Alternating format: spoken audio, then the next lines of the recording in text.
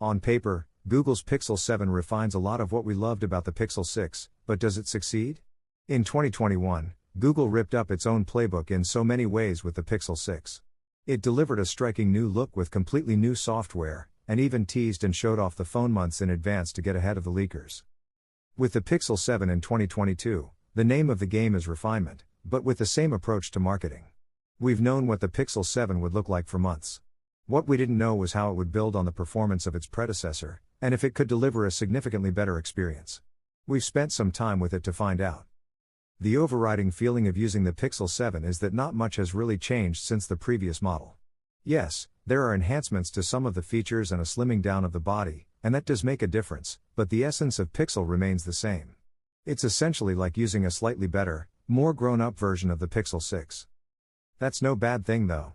The Pixel 7 delivers a great everyday experience, and the new features like the photo unblur in Photos, and the facial unlock, add conveniences to a phone that's all about making it as easy as possible to do very complex things. Want to take a photo of the stars at night? No problem. Point it at the sky, take a photo. Have an old out-of-focus shot of a memory you don't want to lose? Great, Photo Unblur will let you sharpen up the image and make it better. Or maybe you just want to take a good selfie without any thought. Google Pixel 7 has you covered. And while camera is obviously a highlight, the effortlessness with which it handles the everyday stretches across the whole device. That's what makes it such an enjoyable phone to use. With Pixel 6, Google changed its design language for Pixel significantly, so it wasn't ever likely that things were going to change drastically for the Pixel 7. Look at them from the front and you'll see the two are basically identical in terms of having that rectangular shaping with straight bezels and minimal rounding in the corners. Plus, there's that now instantly recognizable camera bar across the back of the phone. And here is where the biggest visual change has occurred. Because, instead of having a glossy glass panel running along that bar, Google opted for a solid aluminum bar, giving it a much more seamless look, and cutting out a pill-shaped area for the two cameras. One other small difference is the fact that the two-tone color scheme is gone. Both the glass above that camera bar and beneath are the same. On this white model, it's a very clean overall look and one that we think is just a tad tidier and more refined. That's also reflected in the slimmed down size. It's shorter, narrower, thinner and lighter than its predecessor, making it seem a bit less chunky in the hand and the bezels less prominent around the display. It just feels like an all-round more polished and high-end phone. The joy of using the Pixel 7 is the same as what made the Pixel 6 such a pleasure to use. It's just so fluid and effortless, swiping around the user interface, with its big, friendly icons, clean look and whimsical, but useful, widgets that were updated as part of Android 12's major revamp.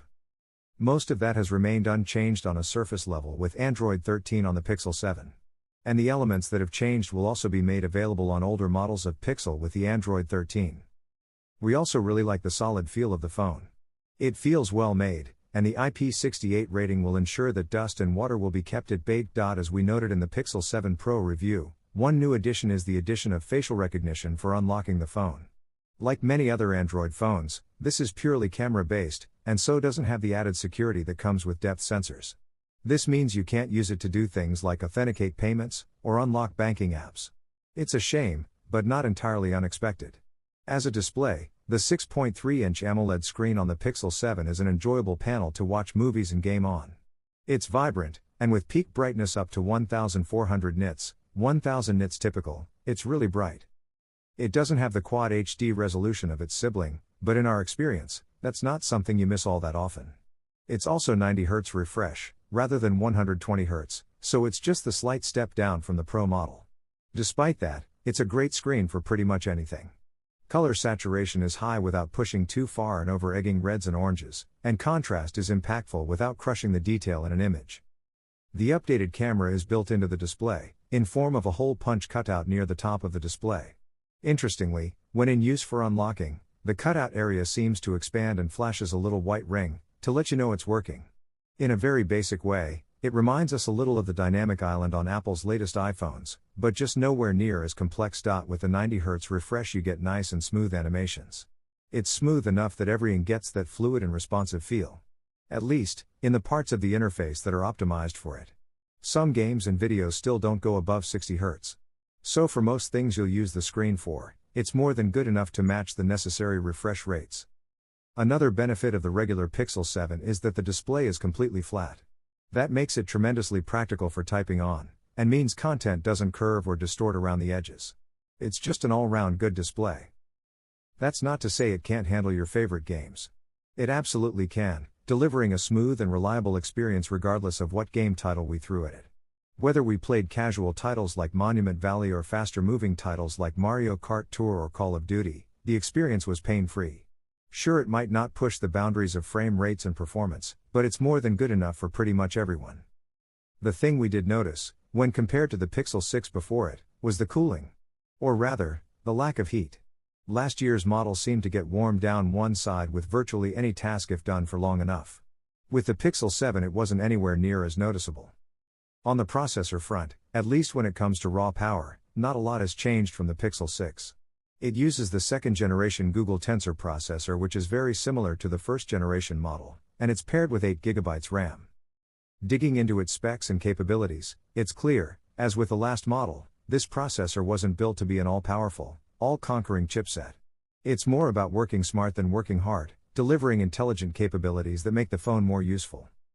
The battery capacity and charging speeds aren't setting any records, but again, thanks to some smarts, deliver a great experience all round.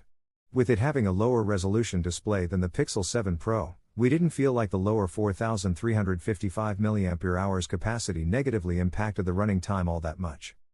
Even on busier days with lots of camera testing and gaming, we didn't struggle to get to the end of the day at all. Having removed it from the charger at 7:38:00 in the morning, the phone still had a minimum of 30% left over by evening with a mixture of use. Even on days where we listened to music for 5 to 6 hours with wireless headphones and a connected Pixel Watch, it still did well. We've seen a number of smartphone makers build phones with lots of cameras on the back, sometimes more than 3 or 4, and with many of those lenses being essentially useless. For Google, that's not an option. Instead, there are 2 functional, useful lenses and, like the rest of its phone, they're designed to show off the best Google has in computational abilities. And it's in the camera department that Google really does show those off. Part of this is down to Google's adaptive battery tech, which learns your use and optimizes its power usage to ensure it's not wasting energy on things you don't typically use all that often. With its 30 watts power delivery charging capability, you can refill the battery relatively quickly, but not as quick as you'll find with some flagship Xiaomi, Oppo or OnePlus phones. Most days we'd just plug it in at night and let it refill, knowing that the optimized charging feature would ensure it wasn't sitting at 100% for hours. Instead, it tops up the first 80% and finishes the rest in time for your morning alarm. And that's on by default whether you charge with a cable or a wireless charger. What it means for the end user is that it doesn't really matter what conditions you're trying to shoot photographs in, you'll get great results. All you have to do is point and shoot, and it'll use Google's algorithms to process the image and create a great-looking, sharp image with lots of color and contrast. It's in the processing and the brains behind the image that we see the most change from the previous generation. Because the lens/sensor hardware is essentially the same, you get a 50-megapixel main camera and a 12-megapixel ultra-wide. However, this time round, the Tensor G2 processor has an enhanced image processing element, delivering some pretty great results. In low light, particularly when using night mode, we notice the speed at which it captures and then processes the image is faster than on the Pixel 6 and the Pixel 6a, which are both powered by the first-generation Tensor processor. What we like is that, while definitely color-rich, the saturation doesn't veer too much into the realm of hyperreal like some Android smartphones do.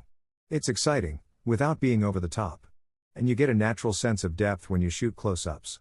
What's more, if you set it to night mode, mount it to a tripod and find a clear patch of sky away from urban lighting, you'll be able to take photos of the stars. Again, automatically. It'll just detect that it's no longer handheld, that it's steady, and start capturing light and detail. After about 5 minutes you'll have a picture of a starry sky. Where the Pixel 7 differs from its more expensive sibling, the Pixel 7 Pro, is that it doesn't have the dedicated zoom lens. But that doesn't mean you can't zoom. Thanks to some clever sensor cropping, you can zoom 2x and still get good, sharp results, and even push all the way to 8x if you want. The images start to look a bit mushy at the extreme end, but it's there if you want it. It's loaded with a lot of the other really smart features too. Just like the Pixel 6, you get the motion capture options that can automatically add a motion blur to images of people moving quickly. On the video side, this year you also get a new cinematic mode that adds blur to the background when it detects a subject in the foreground. Like Apple's feature of a similar name, it works automatically, but you can also tap on a subject or the background to smoothly transition between the areas of focus. On the video side, This year you also get a new cinematic mode that adds blur to the background when it detects a subject in the foreground. Like Apple's feature of a similar name, it works automatically, but you can also tap on a subject or the background to smoothly transition between the areas of focus. As for the selfie camera, that is, as always, great. Year-on-year Pixel phones seem to make it really easy to take great selfies with good detail and contrast, with a really effective portrait mode that adds background blur just using the front-facing camera. One of the most useful camera features is something built into the Photos app, and is another thing powered by Google's algorithmic prowess, Photo Unblur. If you have any photos that come out looking soft, out of focus, or a bit blurry, you can tap the Photo Unblur option in Photos and it'll sharpen it for you. It's neat. Check out the example below. This joins other genuinely useful features like Real Tone, which attempts to capture different skin tones as they should be, without that over-E. The overriding feeling of using the Pixel 7 is that not much has really changed since the previous model. Yes, there are enhancements to some of the features and a slimming down of the body, and that does make a difference, but the essence of Pixel remains the same. It's essentially like using a slightly better, more grown-up version of the Pixel 6.